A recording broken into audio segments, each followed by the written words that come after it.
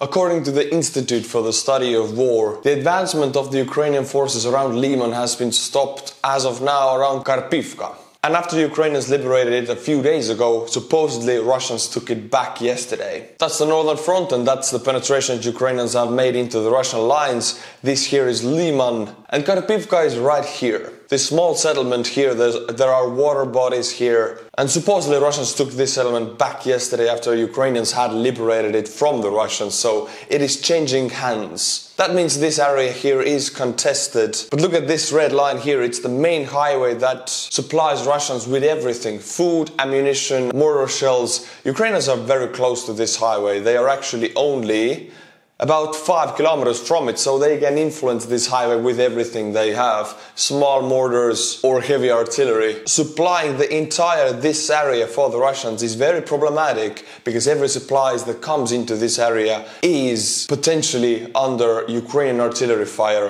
the entire way it goes to Russia here. The furthest Ukrainians are from this highway is about 20 kilometers, which is still very close. Supply for the Russians is problematic in this area. Today, my friends, we actually have a sponsor. When I do research about these videos, I sometimes have to visit sketchy sites that are definitely trying to steal my data or IP. This is why I use Atlas VPN. It is dead simple to use and it works perfect. Just open the VPN, select a server and connect. Right now Atlas VPN is running a huge discount. It means that you can get a 3-year subscription with only $1.99 per month with a 30-day money-back guarantee. Time is running out, so click the link in the video description below. This is the best VPN deal on the market. Keep your Google searches in private. With Atlas VPN you can search the web with real and organic search results and do it without anyone tracking your activity. This is hugely important when visiting lesser known sites or foreign sites like I do when researching these videos.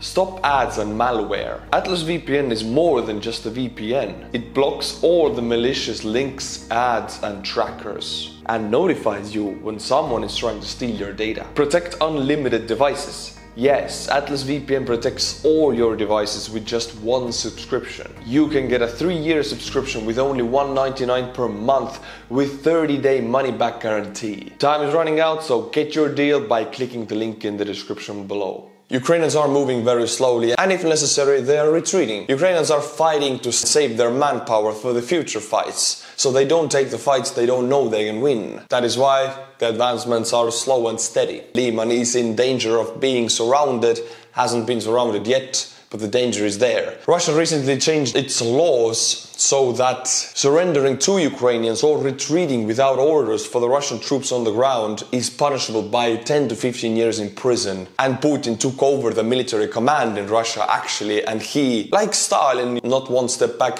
Putin has ordered every Russian unit not to retreat from anywhere. For the smart thing for the Russians to do would be to pull out of Liman, because it is very highly going to be surrounded in a week or two.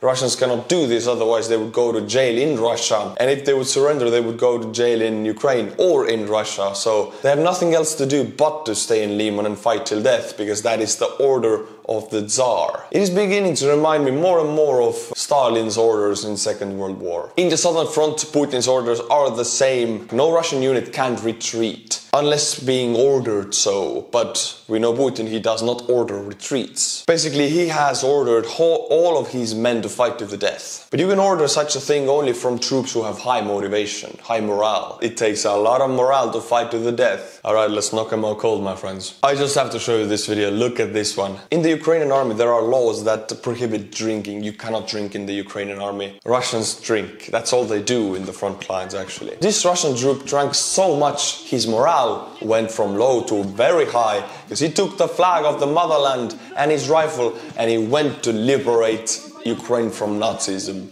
This is the outcome. This is a true hero for the Ukrainians, because he indeed was wearing sunflower seeds in his pocket, so when he's knocked out cold, of course, but now we get more sunflowers.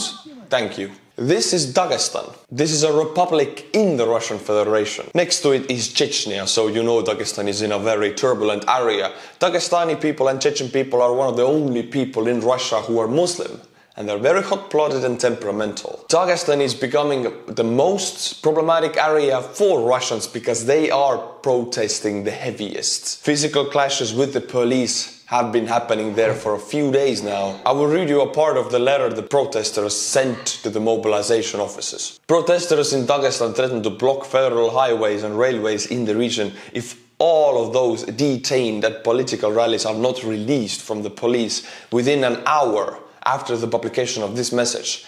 That was 12 hours ago. And knowing Russia, they were not released. So probably in Dagestan railways are blocked, highways are blocked, and it's becoming to be an all-out revolution in there. I mean, they're burning Putin's portraits. They're attacking police with their bare fists. And we're not talking about men, we're talking about old women also. These people are built differently. Dagestan is one of the poorest areas of Russia. Putin already took all of the men out of that region and sent them already to die in Ukraine. And after this mobilization, this was the last draw for these people. Even the old ladies came out. They want to change. They show their anger against the government. According to the Institute for the Study of War, after the mobilization, another thing was made. The troops who were already fighting in Ukraine, tens of thousands of these troops were volunteers who had contracts that are supposed to be 3 months, 6 months, whatever, you know, they're supposed to be end in a few months or a few days. A lot of these troops want to end their contracts. But now, with the mobilization laws, they cannot. They came into Ukraine as volunteers for the pay. Now Putin signed the law that their contract will be made to last indefinitely, as long as this war lasts. These Russian volunteer troops who already have very low morale in Ukraine and they're waiting to get home after months of fighting, they now find out that they cannot go home until this war is over. I'm sure this will boost their morale. Mobilization is handled with force all over Russia, everywhere. It is forced. It is not a smooth process at all. Quite often warning shots have to be fired in the air to bring some order into the masses of the mobilized. A guy shot the local commissar in Irkutsk, Russia. He shot the head of the mobilization office, the guy responsible for the mobilization in that area. And the guy who shot him was a 25-year-old Ruslan Zinin, a true hero because he stands up. One person stands up to the entire system. Russia needs more men like him. 261,000 Russian men have left Russia in a few days only after the mobilization. That is 500,000 young Russian men running from mobilization, running from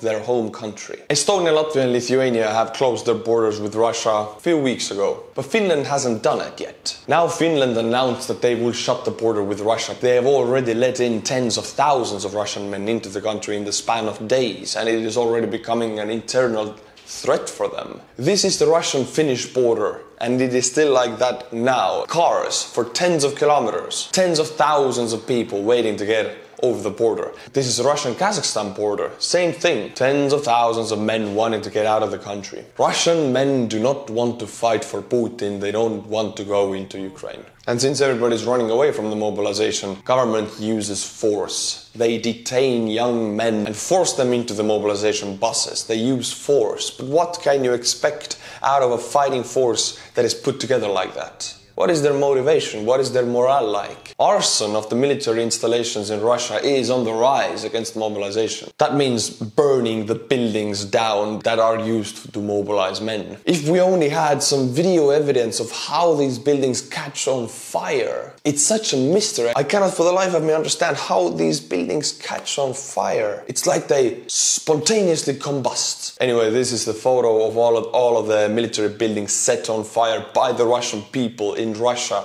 after the mobilization, which is crazy. They're burning down the very infrastructure that wants to mobilize them. This is the will of the people. They need to show it more. According to the Jerusalem Post, which is an Israeli newspaper, President of Ukraine, Volodymyr Zelensky, is recognized as the most influential Jewish person of the year. Volodymyr Zelensky is Jewish, which gives a weird twist to the whole Russian let's denazify Ukraine thing, because Zelensky is Jewish. Kiev Post has announced that they have information that Russia is sending some of the freshly mobilized directly to the front lines. I wouldn't be surprised, because Russia is known for doing that. In every conflict they have used conscripts, although they have always said they won't use conscripts. Right now we have reports of men who only got 1 day of training, right now being sent to the front lines already. And knowing the Russian frontline situation in Ukraine, they have huge holes and huge lack of manpower. So I'm not saying they send everybody, but they definitely send some thousands immediately to the front to just bolster these holes. Patriarch Kirill, who is the leader of Russian Orthodox Church and the personal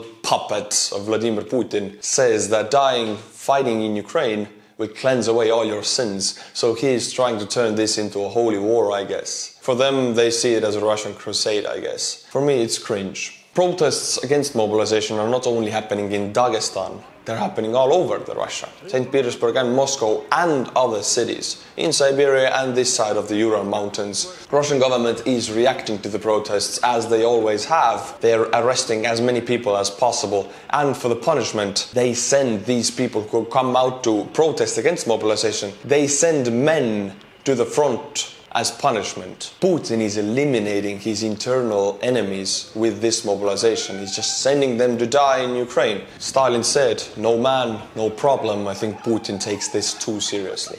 I will end with this mysterious, beautiful video. Beautiful until you know what it is. Ukrainians recently liberated this village of Ozerne, and Russians, in their anger and inability to do anything else, decided to burn it to the ground with white phosphorus. This is a retaliation attack. It has no strategic goal. People live in these houses, and these fires cannot be put out. Every house you see in this video has burned to the ground by now. My heart goes out to the people who lost their homes in this attack. My friends, thank you for watching. Thank you for staying with me. I'll bring you news as much as I can. If you like what I do, Patreon link is in the description below, as well as Knock 'em Out Cold. Until my next video, Slava Ukraini.